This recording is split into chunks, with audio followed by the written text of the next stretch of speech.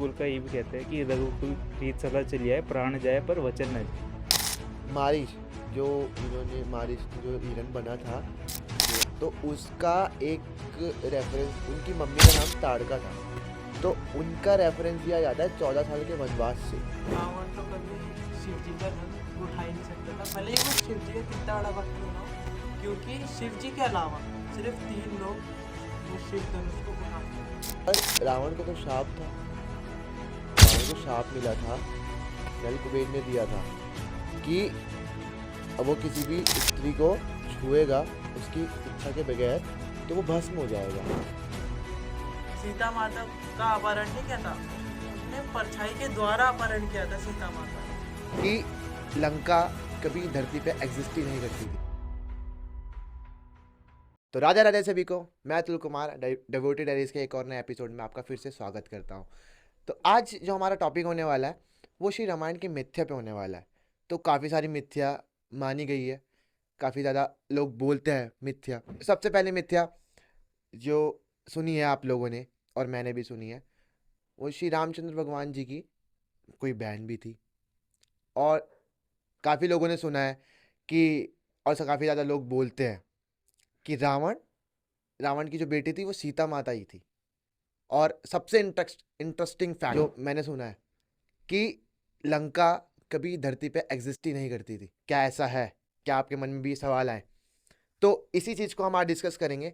तो और यहाँ पे जो आज हमारे गेस्ट हैं, गेस्ट तो नहीं कहूँगा, दोनों मेरे भाई हैं। और एक वंश, आप तो इन्हें इंट्रोड्यूस हो ही चुके हैं, और एक श्याम आनंद, ये काफ़ी अच्छा मित्र है मेरा। और साथ में एक हमारा स्क्रिप्ट राइटर है और एक हमारा एडिटर है। तो स्टार्ट करते हैं आज का पॉडकास्ट। आज की मिथ्या को हम जानेंगे, इस पर डिस्कस करेंगे और इस पर बात करेंगे।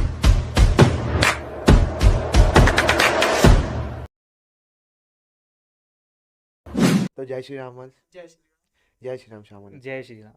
जय। तो आज हम जो कवर करेंगे, जो हमारा मेन टॉपिक है, तो उसे रामायण के मिथ जो चलते हैं, सब बोलते हैं, सुनी सुनाई बातें होती हैं कि ये भी होता है, ये भी होता है। तो अब आज हम उस पर कवर करेंगे। तो सबसे पहला क्वेश्चन मैं ये रखना चाहूँगा कि हमारे सनातन धर्म में, रामायण में, तो राम जी के जन्म का रहस्य क्या है और सीता माता के जन्म का रहस्य क्या है? तो इन दोनों में से आप जो भी डिफाइन करना चाहें पहले। तो सबसे पहले तो यही बताना चाहूँगा कि श्री राम जी और माता सीता का अवतार हुआ था। बेसिकली जन्म भगवान का नहीं होता। अगर आप चाहे रामायण पढ़ें या भगवत गीता पढ़ें तो सब में भगवान का अवतार ही होता है। तो श्री राम जी का भी अवतार ही हुआ था। ठीक है। तो जैसे कि सबसे पहले बताना चाहूँगा, आपको एक रहस्य बताता हूँ कि श्री राम जी की एक बहन भी थी। आपको शायद पता होगा या नहीं पता होगा, पर उनकी एक बहन भी थी जिनका नाम शांता था। तो जो राजा दशरथ थे, रघुकुल के जो राजा हुए राम जी के टाइम पे, तो उनकी जो पहली संतान हुई वो उनकी बेटी थी। पर हमेशा से उन्हें एक लड़के की कामना थी अपने वंश को आगे बढ़ाने के लिए, क्योंकि उनका जो वंश चलता आ रहा था वो काफ़ी लंबे टाइम से चलता हुआ आ रहा था। तो उन्हें लड़के की कामना थी। पर कौशल्या जो उनकी पत्नी थी सबसे पहली, तो उनसे उन्हें लड़की की वो हुई, लड़की प्राप्त हुई। ठीक। तो राजा दशरथ इस चीज़ से काफ़ी ज़्यादा परेशान से रहने लगे, क्योंकि उनको लड़का नहीं हुआ, उनकी एज भी ज़्यादा हो गई थी। तो उन्हें तो राजा थे वो, तो उन्हें अपना वंश भी आगे बढ़ाना था। अब धीरे धीरे उनकी पुत्री की भी आयु बढ़ती गई, वो बड़ी होती गई। तो उन्होंने देखा कि उनके जो पिताश्री हैं काफ़ी ज़्यादा चिंतित रहते हैं, मतलब ध्यान नहीं देते किसी चीज़ों पे। तो उनको बहुत ही ज़्यादा दुख होता था कि उनके जो क्योंकि वो अपने पिता से बहुत प्यार करती थी बेसिकली। तो जैसे कि मतलब राजा दशरथ काफ़ी परेशान रहते थे, तो फिर उन्होंने एक दिन ऋषि से थोड़ी बातचीत करी। मतलब उन्हें बुलाया, पहले तो अपनी महल में बुलाया कि बोला कि महाराज मेरा पुत्र नहीं हो रहा, मुझे पुत्र प्राप्ति करनी है। ऋषि वशिष्ठ, मतलब ऐसे स्पेसिफिक नाम याद नहीं आ रहा, जो राम जी के भी गुरु रहे हैं, उनसे वो उनके कुल गुरु थे। तो उन्होंने उनसे बातचीत करी कि मतलब मुझे पुत्र चाहिए, कुछ उपाय बताइए। तो फिर उन्होंने एक ऋषि का नाम बताया उन्होंने कि इस ऋषि के पास जाके तुम अगर यज्ञ करवाओगे, पुत्र कामिष्ठी यज्ञ, तो तुम्हें पुत्र की प्राप्ति हो जाएगी। पर जो ऋषि हैं उनको, क्योंकि वो थे ध्यान में, और वो जंगल में मतलब ध्यान लगाने बहुत ही मतलब घोर तपस्या में लीन थे। तो उनको ढूंढ पाना और उन्हें मना के यहाँ पे लाना यज्ञ के लिए इम्पॉसिबल सा था। तो उन्हें मतलब मार्ग तो दिखा दिया ऋषि ने, पर वो मार्ग बहुत ज़्यादा डिफ़िकल्ट था। तो अब, और क्योंकि उन्होंने व्रत लिया था कि वो कभी भी शादी नहीं करेंगे, ऋषि जो यज्ञ करते, तो अब महाराज दशरथ ने पहले बहुत सारी स्त्रियों को वहाँ भेजा उनकी तपस्या तोड़ के शादी करके यज्ञ करवाने के लिए। पर सारी स्त्रियां मतलब फेल हो गई, एक तरीके से नहीं पहुंच पाए उन। जो जो साधु थे वो शादीशुदा नहीं थे, तो उनको नहीं, शादी करवाने के लिए भेजा था। देखो जैसे कि ऋषि थे, तो उनका जो पुत्र था ना, वो घोर तपस्या में लीन था स्टार्टिंग से ही। तो उसने ये प्रण लिया कि मैं कभी विवाह नहीं करूंगा, ये प्रण था उसका, और वो तपस्या में और समाधि में लीन हो रखा था। तो राजा दशरथ ने स्त्रियां भेजी कि जाके तपस्या भंग करे और शादी करके मना के लिए आए यज्ञ के लिए, ताकि वो यज्ञ करे और पुत्र की प्राप्ति हो। मतलब उन्होंने अपने महल की जितनी भी खूबसूरत था कि रिझाने के लिए वहाँ पे उन्होंने भेजी, पहाड़ों पे जहाँ पे वो यज्ञ करते थे। तो सारी स्त्री फेल होगी। तो जब ये बात, क्योंकि उनकी जो पुत्री थी वो भी काफ़ी बड़ी हो गई थी, तो ये बात जब उन्हें पता चली, जबकि उनके पिता ने उसे बताया नहीं कि मेरे पास ऐसी समस्या है कि तुम जाओगे या नहीं, तो उन्होंने खुद नहीं बताया, उन्होंने बस सुना बातें करते हुए। तो उनको लगा कि ये उनके लिए एक अपॉर्चुनिटी टाइप की है कि वो अपने पिता को प्रसन्न कर सके। तो मतलब वो उसे भेजना नहीं चाहते थे, पर उन्हें भी पुत्र की प्राप्ति चाहिए थी। और उनकी पुत्री, जैसे कि मैंने बताया, कि बहुत ही कुशल थी हर चीज़ में। तो उन्होंने दिल पे पत्थर रख के अपनी पुत्री को वहाँ पे भेज दी, जो थी देवी शांता। तो जब वो गई तो वहाँ पे सफल हो गई। फिर जब सफल हो गई वो, तो फिर उन्होंने सब चीज़ त्याग दी, घर पर। तो उन्होंने जो उन्होंने प्रॉमिस करा था कि वो लेकर आएंगे, वो उन्हें लेकर आए और फिर यज्ञ करवाया। तो फिर यज्ञ से एक प्रसाद टाइप का प्रकट हुआ। फिर उसको महाराज दशरथ को दिया गया कि आप अपनी रानियों में बांट दीजिए। तो जब उन्होंने वो बांटा, तो कौशल्या को थोड़ा दिया और कैकैया को और सुमित्रा को। तो फिर राम जी का अवतार हुआ इससे, कौशल्या जी के राम जी और कैकैया के। तो इसीलिए उनका शांता का जो उनकी अब जब उन्होंने विवाह कर लिया किसी ऋषि से, तो उसके बाद से उन्होंने सारे रिश्ते नाते एक तरह से छोड़ ही दिए, क्योंकि जबकि उनका वर्णन नहीं है हर हाँ, जगह। ज़्यादा नहीं है। अगर आप रामायण, रामचरितमानस पढ़ेंगे तो उसमें है, और भी पढ़ेंगे तो उनमें है, और ऐसे कुछ ज़्यादा पूजा वगैरह नहीं होती। मतलब उनके इनके बारे में मतलब ज़्यादा वर्णन खुल के नहीं बताया खुल के गया। नहीं है, पर जो है वो यही था कि उनकी जो सबसे बड़ी पहले बहन थी, फिर आपके श्री राम जी हमारे प्रभु, फिर भरत, शत्रुघ्न और लक्ष्मण। तो चलिए, तो राम जी के अवतार की बात है, तो सीता माता के अवतार के बारे में जानना चाहूँगा मैं। कि सीता माता, जैसे मतलब अभी काफी लोगों ने बताया कि सीता माता जो राजा जनक थे, जो कि जनकपुरी के राजा थे, और अभी उधर उसका नाम क्या कहते हैं, मिथिला है। तो वो अपने खेतों में हल चला रहे थे, तो तब उन्हें सीता माता मिली। बट इसकी भी पूरी स्टोरी है कि 12 साल, मतलब जब उनका विवाह हुआ है उनका राजा का, तो फिर 12 साल तक उधर ना उनकी संतान हुई और पूरा अकाल पड़ा हुआ था। तो वो एक दिन महर्षि महाज्ञानी ऋषि जी के पास गए, या साधु कह सकते हैं। तो उन्होंने उनसे बात करी और उन्होंने उन्हें बोला कि कि कोई उपाय बता दीजिए कि मेरे संतान नहीं हो, और उन्होंने सब कुछ उन्हें डिस्क्राइब किया। तो उसके बाद उन्होंने बताया कि गलती कहीं नहीं है, बस आप अपने खेतों में हल चलाइए। और उन्होंने बताया था कि एक शायद सोने का हल बनवाना, तो उससे आप हल चलाओ। तो इससे जो स्वर्ण का हल था, जो एक तरीके से हम कह सकते हैं कि उसकी जो नोक है, तो उससे क्या कहते हैं, सीता माता का जन्म हुआ है, और इसीलिए उनका नाम सीता। और जो इसमें मिथ था, जो मिथ है जो अभी तक मतलब चल रहा है, जो हम भी सुनते ही आ रहे हैं, जो तो उसमें मिथ था कि सब उनका नाम रावण से जोड़ते थे, कि कि रावण की वो पुत्री थी। और मैंने कहीं कहीं तो ये सुना था कि कह रहे थे कि क्या कहते हैं, परंपरा, किसी परंपरा की वजह से लोगों ने ये भी बोला है कि क्या कहते हैं कि किसी प्रतिज्ञा के कारण रावण ने सीता माता को जन्म के टाइम पर त्याग दिया था या छोड़ दिया था, तो तब सीता माता उन्हें वहां पर मिली। पर ऐसा तो नहीं है। पर ऐसा नहीं है। पर जैसे कि रामचरितमानस में भी ऐसा कुछ डिस्क्राइब नहीं है, कहीं भी डिस्क्राइब नहीं और लिखा कहते नहीं। ये भी है कि मतलब रावण को श्राप था कि वो अपनी पुत्री की, अगर पुत्री पुत्री ही उसका विनाश का कारण बनेगी। तो ये कहते हैं कि मतलब उसको पता चला कि पुत्री उसके विनाश का कारण है, तो इसलिए उसने अपनी पुत्री को त्याग दिया, ऐसा कहते अच्छा, तो वैसा तो नहीं है ना, तो सीता माता ही तो नहीं है ना उनकी वो हैं। ना, बेटी? ऐसा कुछ ऐसा कुछ नहीं है।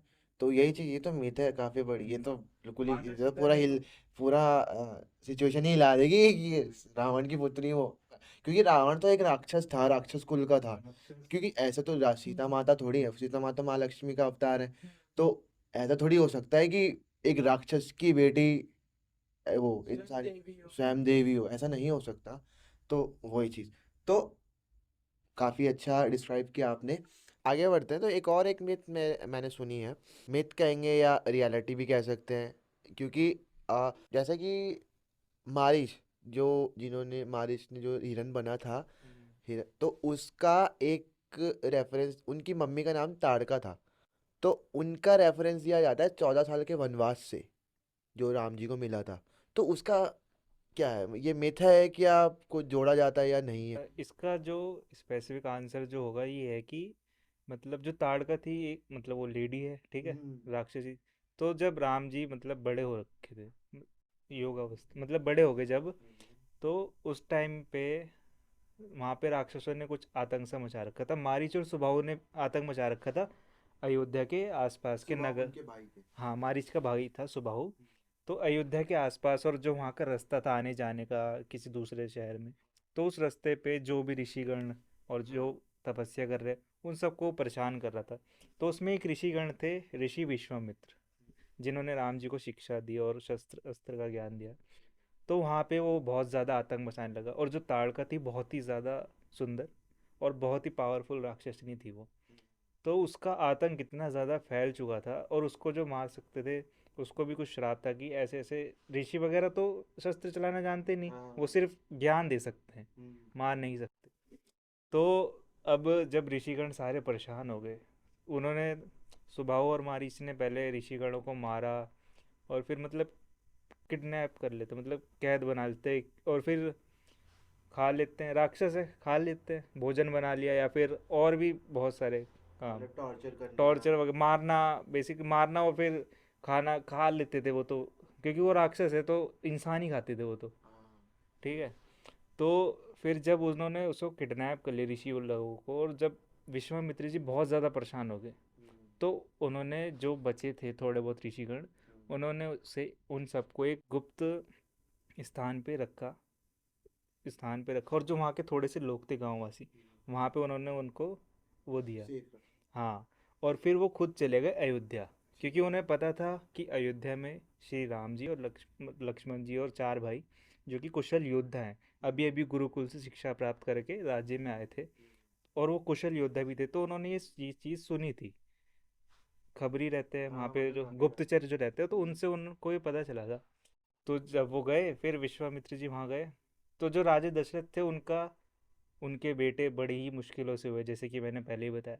तो बहुत ज़्यादा सेंसिटिव थे बेटों को लेके, बहुत ज़्यादा चिंतित रहते थे कि कहीं नहीं भेजना, सिर्फ महल में रखना है एकदम प्यार से। तो जब ऋषि विश्वामित्र आए तो उन्हें ये चीज़ पता थी। पहले वो अपने गुरु के पास गए, जिनका नाम ऋषि ऋषि थे, वो बहुत महागुरु थे, जिन्हें जिससे सीखा है। वो जो राम जी के गुरु थे, वो ऋषि विश्वामित्र के भी गुरु थे, तो वो बहुत पुराने थे। तो वो पहले उनके पास गए कि मेरे ऋषिगणों पे ऐसा ऐसा अत्याचार हो रहा है, मुझे सहायता चाहिए आपकी। पहले उन्होंने उन्हीं से बात करी कि पहले अपने गुरु से बात करता हूँ, फिर जो वो मार्ग दिखाएंगे उसी का वो पालन करेंगे। तो उन्होंने बोला कि मतलब मेरे ऋषिगण पे मैं यज्ञ नहीं कर पा रहा हूँ, मैं कुछ नहीं कर पा रहा हूँ, और मुझे छुप के रहना पड़ रहा है, राक्षसों ने बहुत ज़्यादा आतंक मचा रखा। तो ऋषि ने कहा कि मेरे जो शिष्य गए हैं अभी, उन्होंने उन्हें जो अभी फिलहाल में उन्होंने ट्रेनिंग दी थी, बच्चों को शिक्षा दी थी, तो कह रहे उनमें जो सबसे कुशल योद्धा जो है वो है राम। तुम उसके पास जाओ, उससे सहायता लो, वो तुम्हारी सहायता अवश्य करेगा। क्योंकि राम जी जो थे वो बहुत ज़्यादा दयालु किस्म के, दयालु भाव थे उनके, मतलब दयालु थे वो, ठीक है। तो राम जी सहायता करने के लिए हमेशा तत्पर रहते थे, सिंपल सी बात है। तो जब वो राम, पर जो उनके पिता थे दशरथ, वो बहुत ज़्यादा सेंसिटिव। तो जब ऋषि विश्वामित्र उनके महल में गए, जाने से पहले उन्होंने बस राजा दशरथ से एक वरदान ले लिया कि मैं जो तुमसे मांगूंगा उसके लिए तुम मना नहीं करोगे, पहले एक वचन दे दो मेरे को। क्योंकि जो रघुकुल का ये भी कहते हैं कि रघुकुल रीत सदा चली आए, प्राण जाए पर वचन न जाए। तो उन्होंने कहा ठीक है। अब वो जोश में आके उन्होंने वचन दे दिया, तो उन्होंने बोला कि मुझे राम और लक्ष्मण चाहिए वचन के बाद। तो वो कह रही कि नहीं ऋषि, कि आप मेरे प्राण ले लो, पर मैं राम लक्ष्मण को नहीं भेजूंगा। तो फिर राम जी ने कहा कि अगर आपने वचन दे दिया है तो मैं जाऊंगा। तो फिर वो गए। फिर उन्होंने उस गए वहाँ पे, शिक्षा ली, अस्त्र शस्त्र का ज्ञान लिया, क्योंकि ताड़का बहुत ज़्यादा पावरफुल थी। तो राम जी भी उसे ऐसे नहीं मार सकते थे जब तक उन पे शस्त्र अस्त्र का ज्ञान ना हो। तो ऋषि विश्वामित्र ने उन्हें ज्ञान दिया, शस्त्र अस्त्र दिए दिव्य। तो उसके सहायता से उन्होंने उसका वध करा। क्योंकि वो स्त्री थी, तो राम जी को भी पता था कि स्त्री हत्या का पाप मुझे लगेगा। तो फिर इसी कारण से उन्होंने उन्हें वरदान दिया। जब उन्हें, पहले तो राम जी ने उन्हें बहुत समझाया कि देखो मैं तुम्हें मारना नहीं चाहता, तुम सिंपली ये सब छोड़ के इनको परेशान ना करो, चले जाओ, मैं तुम्हें कुछ नहीं करूँगा। पर क्योंकि वो राक्षस थी, मति भ्रष्ट रहती है उनकी, तो उन्होंने नहीं सुना। कह रही कि तू तुच्छ मानव, ये वो सो, कि तू मुझे क्या भगाएगा। तो उन्होंने युद्ध करा और उसे मार दिया। एक ही तीर से ताड़कासुर का वध कर दिया। फिर उसके बाद तो उन्हें पता था कि स्त्री हत्या का पाप लगेगा उन्हें। राम जी को जब पता चला, जब राम जी ने उनकी हत्या करी, तो एक स्त्री हत्या का पाप तो उन्हें लगना था, ये चीज़ उन्हें पता थी। और उन्हें ये भी पता था कि मुझे 14 वर्ष का वनवास होगा, क्योंकि वो महाज्ञानी थे, उन्हें हर चीज़ का पता था। तो जब उन्होंने उसे वरदान दिया ताड़कासुर को कि जब मैं 14 वर्ष के वनवास में जाऊंगा, तब तुम 14 वर्ष तक अयोध्या पे राज करो। तो आप ये चीज़ नोटिस करेंगे कि भरत जो है राम जी के वो ले आया था, चप्पल खरौंड लेकर आ गया था। तो उसको राज सिंहासन पे रख के तब शत्रुघ्न ने, खुद नहीं बैठते थे वो चप्पल रखने के बाद वो खुद नीचे बैठ के राज करते थे। तो ऐसे कनेक्शन बोल सकते हैं कि वो जो चप्पल है वो ताड़कासुर की हड्डियों की बनी, और वो उस पे 14 वर्ष उसने बैठ के वो राज करा। ऐसे इसकी कनेक्शन, और मिथ तो नहीं कहूँगा, ये रियलिटी है वैसे। ये लिखा हुआ है, ये वर्णन वर्णन है रामचरितमानस में। अच्छा, तो इस काफ़ी इंटरेस्टिंग स्टोरी है तो 14 साल के वनवास की। मतलब ये देखो ना, क्योंकि हर वह everything for a done for reason. तो वही चीज़ जो भी होता है उसके लिए रीज़न, कारण है क्योंकि तो। जो प्रभु जो भी करेंगे उसके पीछे कुछ हल्की छोटी सी चीज़ भी करेंगे तो उसके पीछे भी एक बड़ा रहस्य छुपा रहता तो मैं दो मिथ रखना चाहूँगा वंश आपसे। कि पहली मिथ, कि धनुष जो शिव जी का धनुष था वो तोड़ा क्यों गया था, उसका तोड़ने का रीज़न क्या था। ठीक है। और सेकंड मिथ, जो उसमें क्योंकि रावण भी आया था, तो रावण उठा सकता था, कि धनुष उठा सकता था शिव जी का, पर उसने नहीं उठाया, उसे कोई काम आ गया था, ऐसा कहा जाता है, काफ़ी मैंने सुना है। रावण तो कभी शिव जी का धनुष उठा ही नहीं सकता था, भले ही वो शिव जी का कितना बड़ा भक्त क्यों ना हो।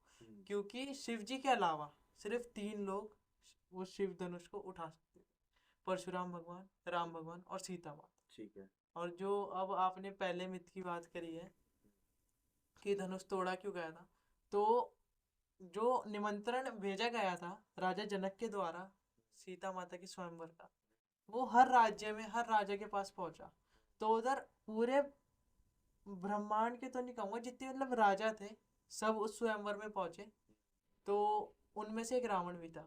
तो रावण ने बहुत कोशिश करी, ईगो ईगो था एक तो उसका बहुत ज्यादा, वो जाना ही एंगर और ईगो के लिए जाता था कि मैं तो रावण हूँ, शिव जी का भक्त हूँ, मैं तो उठा दूंगा, मैं तो शिष्य हूँ उनका। तो वही बात हुई, वो गया, उसने बहुत प्रयास किया बहुत प्रयास किया, तो वो गुस्सा हो गया।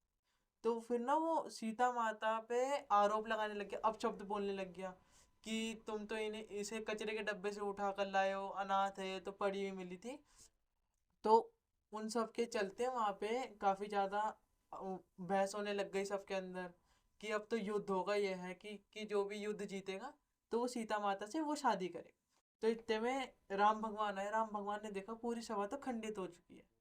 तो राम भगवान ने फिर राम भगवान पे वही रास्ता था धनुष उठाने का, तो राम भगवान ने धनुष उठाया और फिर उस पर प्रत्यंचा चढ़ाने की कोशिश करी, मतलब वो सबको दिखा रहे थे कि प्रत्यंचा चढ़ा रहे, पर उन्होंने वो तोड़ दिया धनुष। तो तो फिर वहाँ पे परशुराम भगवान क्रोध में प्रकट हुए, आखिर उनको दिया था धनुष, तो वो प्रकट हुए, उन्होंने बोला किसने तोड़ा है ये धनुष, ये वो। तो फिर उन्होंने कारण पूछा राम भगवान से। तो राम भगवान ने बोला कि जब यहाँ की सभा ही खंडित हो चुकी है तो इस धनुष का भी खंडित होना तय था।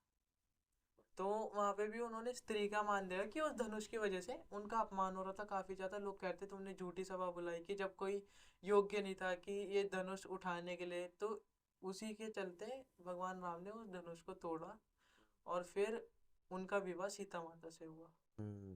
तो इसमें भी उन्होंने मर्यादा रखी कि इतना स्त्री का अपमान हो रहा है इस धनुष की वजह से, तो वो तोड़ना ही सही है। तो उन्होंने बोला कि जब यहाँ की सभा खंडित हो चुकी है तो इसकी वजह से हो रही है तो इसका भी खंडित होना तय था। तो वंश श्यामानंद, इसमें ना एक और मिथ बोली गई है। इससे ये तो आगे स्वयंवर की बात, उससे पहले एक और मिथ बोला गया है। इसमें कहानी आती है अहिल्या माता की। अहिल्या माता, जैसे कि इसमें बोला गया था कि अहिल्या माता ने श्री गौतम ऋषि के, उनकी जो कि श्री गौतम ऋषि की वाइफ थी वो, तो उनके पीठ पीछे किसी गैर मर्द से संबंध बनाए थे। तो ये मिथ है, काफ़ी बोली जाती है उनके बारे में, काफ़ी गलत बोला जाता है, मतलब इन द सेंस इस वे में। तो इसका एक रीज़न क्या है? तो ये मतलब ऐसा तो कुछ है नहीं कि गैर मर्द के साथ, क्योंकि अगर वो राम जी का वो था टाइम, त्रेता युग था वो, करेक्ट। तो उस टाइम पे ऐसा कुछ नहीं होता था। और अगर वो देखो, अगर वो गैर मर्द से संबंध बनाती तो राम जी उनके पास क्यों जाते? राम जी उन्हें दंड देते क्योंकि वो एक राजा थे। तो राम जी न्याय करते गौतम ऋषि के साथ। पर ऐसा कुछ नहीं था, इसके पीछे एक कहानी है कि जैसे गौतम ऋषि और माता अहिल्या जो है आश्रम में रहते थे साथ में, ठीक है। तो एक दिन ऐसा होता है कि उन्हें कुछ काम के चलते या कि कहीं यज्ञ करने जाना होता होगा, तो वो चले जाते। और क्योंकि जो माता अहिल्या थी वो बहुत ही ज़्यादा खूबसूरत थी, सुंदर थी वो। तो क्योंकि जो आप इंद्र को देखेंगे कि इंद्र किस स्वभाव के राजा थे और देवता थे, तो उन्हें सुंदर चीज़ें ही पसंद थी। और आराम, ऐश्वर्य, मदिरा वगैरह, यही सब के वो ही थे इच्छुक। तो उन्होंने जब देखा कि धरती पे एक सुंदर स्त्री है, तो वो जब गौतम ऋषि बाहर चले गए तो वो पृथ्वीलोक पर आए और गौतम ऋषि का रूप धारण करके माता अहिल्या के पास चले गए। अब माता अहिल्या को पता नहीं चला, तो उनके पास गए और उनके साथ संबंध स्थापित करे। और फिर जब वो वहाँ से ये सब क्रिया करके बाहर आ रहे थे, तो उन्होंने रूप चेंज कर लिया अपना, वही इंद्रदेव का कर लिया। तो जब उन्होंने इंद्रदेव का रूप करा तो ये चीज़ गौतम ऋषि ने देख ली। तो गौतम ऋषि को ये ध्यान, मतलब ये लगा कि अंदर से एक अनजान व्यक्ति बाहर आया है। उनको ये नहीं लगा कि भेष बना गया। तो और उनको लगा कि अनजान व्यक्ति बाहर है और वो इंद्रदेव चले गए अपने लोग।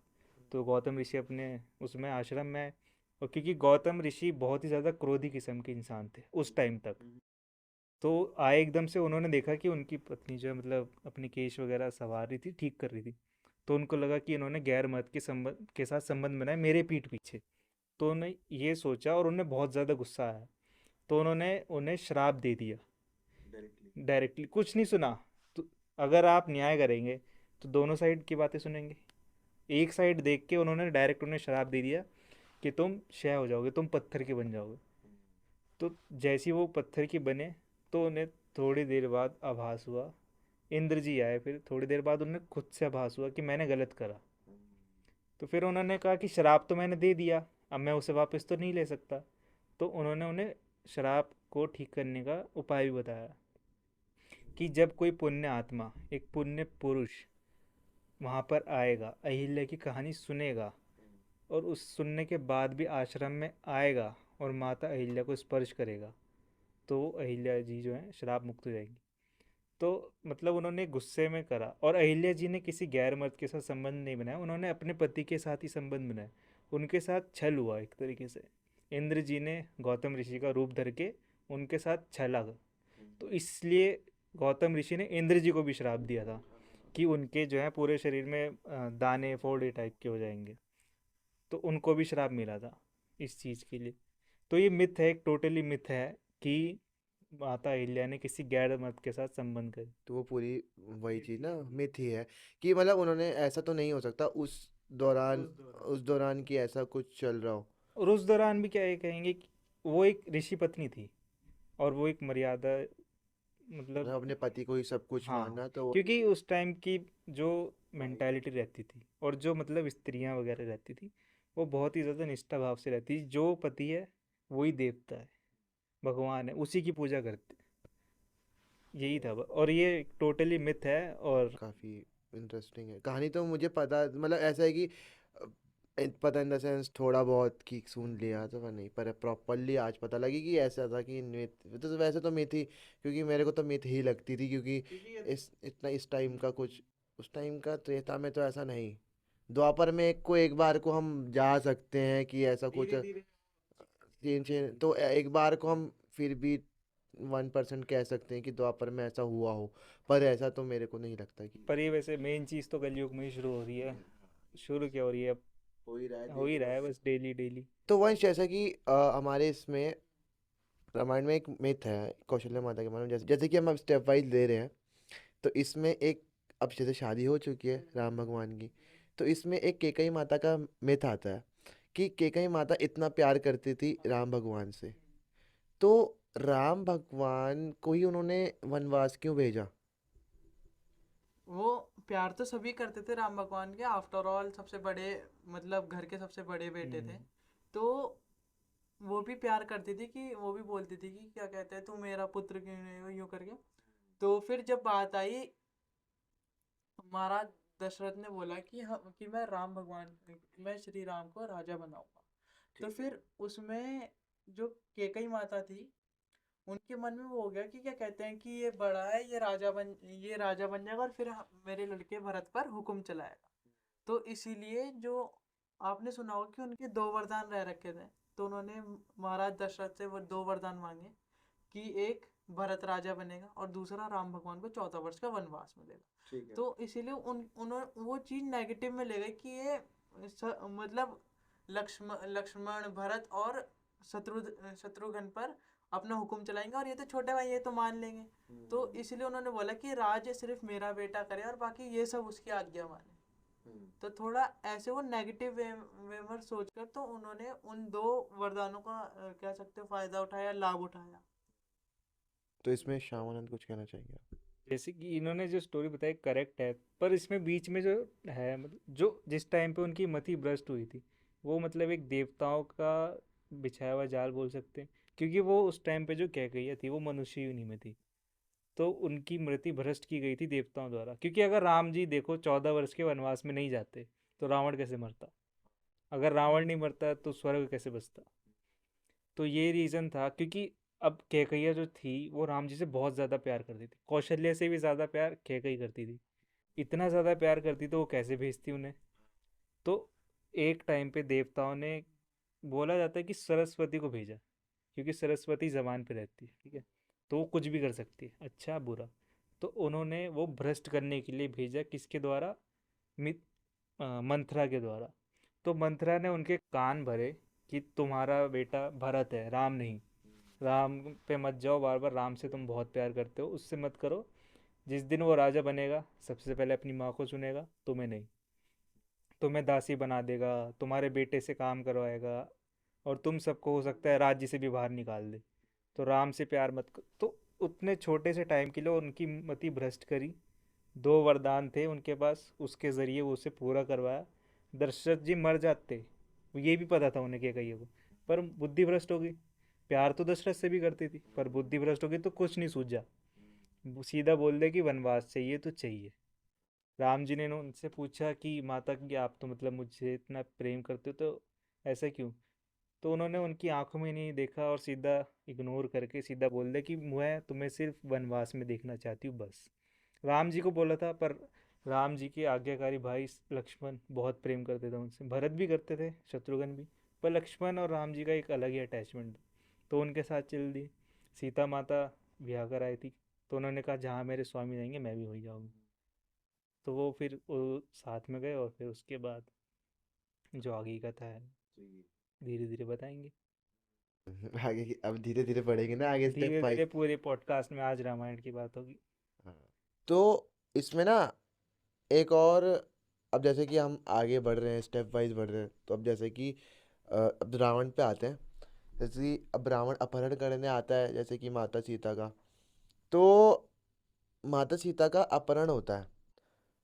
तो पर रावण को तो शाप था, रावण को शाप मिला था, नल कुबेर ने दिया था कि अब वो किसी भी स्त्री को छुएगा उसकी इच्छा के बगैर तो वो भस्म हो जाएगा। पर सीता माता को तो वो खींच के लेके गया था अपने हाथ से, वो तो उनके बगैर ही छुआ, बिना उनकी इच्छा के तो लेके गया, पर वो तो भस्म हुआ नहीं। फर्स्ट ऑफ ऑल मैं आपको करेक्ट करना चाहूँगा कि वो नल कुबेर नहीं थे, कुबेर थे। नल कुबेर उनका बेटा था। अच्छा। तो कुबेर भगवान ने उनको, मैं थोड़ा श्राप के बारे में डिस्क्राइब करना चाहूँगा कि उनको रावण को श्राप कुबेर ने तब दिया था क्योंकि जो नल कुबेर की वाइफ थी वो उनकी पुत्र वधू थी। मतलब कुबेर तो उनके भाई थे, तो उन्होंने जो नल कुबेर की वाइफ थी उनको उनको मतलब उनके साथ गलत हरकतें करी। तो उस चीज पर क्रोधित कुबेर भगवान ने को ये श्राप दिया कि अगर वो किसी गैर स्त्री की उसकी इच्छा के बिना उसको छूने की कोशिश करेगा तो वो भस्म हो जाएगा। और जहाँ बात रही कि उसने श्राप तो था, ये तो बहुत बड़ा पॉइंट है, मतलब कि हाँ वो नहीं छू सकता था। तो ऐसा भी उसने, मेरे को जो पता लगा है कि उसने सीता माता का अपहरण नहीं किया था, उसने परछाई के द्वारा अपहरण किया था सीता माता का। अच्छा, तो उनकी परछाई लेके गए थे। हाँ, अच्छा। क्योंकि कहते हैं ना परछाई, हमारा जो साया वो हमारा जीवन के शुरू से लेकर अंत तक हमारे साथ रहेगा।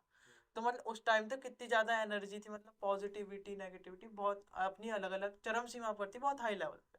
तो मतलब वो परछाई के द्वारा भी उनका अपहरण करके लेकर गया था। हाँ, तो अच्छा, तो ये सीन था उन्होंने उनका कि उन्होंने ये वाली बात बोली। तो तभी वो भस्म नहीं हुआ क्योंकि उसने तो उनकी परछाई, या क्या कहते हैं, हाँ परछाई का अपहरण किया था। डुप्लीकेट कह सकते हैं एक तरीके से। डुप्लीकेट कह सकते हैं। तो इसके बारे में कुछ कहना चाहेंगे? आधे से ज़्यादा तो वैसे बोल ही दिया है, इसको थोड़ा ब्रीफ करना चाहूँगा कि जब रावण ने पूरा एक जाल सा रच दिया था राम जी के लिए कि सीता का अपहरण करना है, माता सीता का, तो मारीच को भेजा हिरण के रूप में। तो जैसी मारीच आए हिरण के रूप में, तो राम जी को पता चल गया था कि रावण आ गया है, तो सीता माता को लेके जाएगा वो। तो जैसे ही राम जी को ये चीज़ पता चली, तो माता सीता से बात करने गए, लक्ष्मण जी बाहर थे, देखभाल कर रहे थे। तो उन्होंने उन्हें बोला कि रावण आ रहा है, हमारी लीला का समय हो गया है, रावण आ रहा है, अपहरण करके ले जाएगा तुम्हें। तो उन्होंने अग्निदेव को बुलाया, आह्वान करा उनका, बुलाया, और जो रियल सीता माता थी वो अग्निदेव को सौंप दी कुछ समय के लिए, और परछाई को रख लिया। जैसे कि बोला परछाई या एक डुप्लीकेट, वो रख लिया और लीला में शुरू हो गई कि मतलब फिर मारीच का पीछा करने लगे और फिर रावण आया पकड़ के ले गया, वैसे। तो इसलिए तो वही तभी मतलब उन्होंने हाथ पकड़ के मतलब पकड़ा उनके अच्छे के बिना तो वो भस्म नहीं हुए। वरना क्योंकि जो श्राप होते हैं, अगर कोई भी श्राप मिलता है तो फलित तो होता है, जैसे कि राजा दशरथ को मिला था। राजा दशरथ को कौन सा श्राप मिला था? तो जैसे कि राजा दशरथ को भी एक श्राप था कि मतलब वो अपने जवानी के टाइम, मतलब स्टार्टिंग के टाइम्स में शिकार पे गए थे वो, ठीक है। तो वो अयोध्या के राजा थे, तो उस टाइम पे वो शिकार पे निकले, तो उन्होंने देखा वो शब्द भेदी बाण चलाते थे, सुन के ही, देखते नहीं थे, बस सुन के चला देते थे और एकदम करेक्ट निशाना लगता था। तो वो हिरन का पीछा कर रहे थे, तो उन्होंने पीछा करा करा तो हिरन एक झाड़ियों में जाके छुप गया।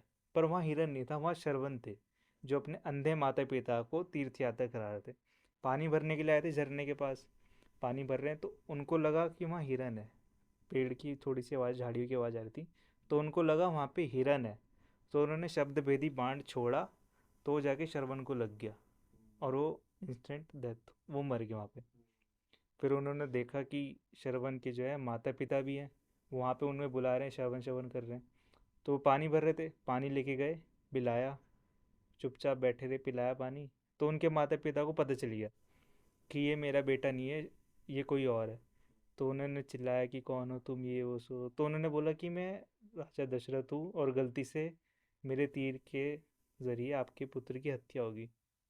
तो उनसे क्षमा मांग रहे थे। उन्होंने कहा कि क्षमा तो उन्होंने क्या ही करा नहीं, क्योंकि बूढ़े माता पिता थे उनके ना, मतलब उदास मन से एक बात निकल गई कि तुम राजा हो भले ही, पर जिस तरह से तुमने हमें पुत्रहीन कर दिया है, तुम्हारे साथ भी ऐसा ही होगा। बस। तो इसीलिए राम जी को 14 वर्ष का वनवास हुआ था।